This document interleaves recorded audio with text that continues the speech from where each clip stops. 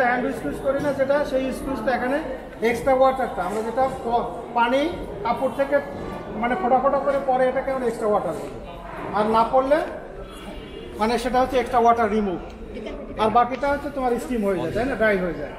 তো এখানে 55 থেকে 60% ওয়াটার রিমুভ হয়। আরেকটা হলো মোটরের আরপিএম হলো 340। এটা হচ্ছে লিডের উপরে আমার একটা প্রেসার গান আছে, সেটা দিয়ে দেওয়া হয়। আর মাঝখানে যে ভ্যাসেলটা আছে, এই ভ্যাসেলটা মূলত হচ্ছে মোটরের সাথে কানেক্টেড, মোটরের সাথে কানেক্টেড। আমি এটার মধ্যে কাপড় দিব, কাপড় দিলে এই কাপড়ে আরপিএম কত 340 থাকবে। 340 হলে প্রেসার হলে কাপড়ের কি হবে, সাইডে প্রেসার লাগবে, কাপড়ের কিন্তু পানিটা বের হবে, পানিটা বের হয়ে এই চেম্বারে আসবে। এই আউটার যেটা আছে এটা ফিক্স। এখানে দেখো একটা কি আছে, ড্রেন আউট আছে, এই ড্রেন আউট দিয়ে পানিটা বের হয়ে চলে যাবে। তারপরে বাকিটা আমরা যে প্রসেস হয় সেই প্রসেসে চলে যাবে। এটা হলো হাইড্রোস্ট্রাকচার মেশিন।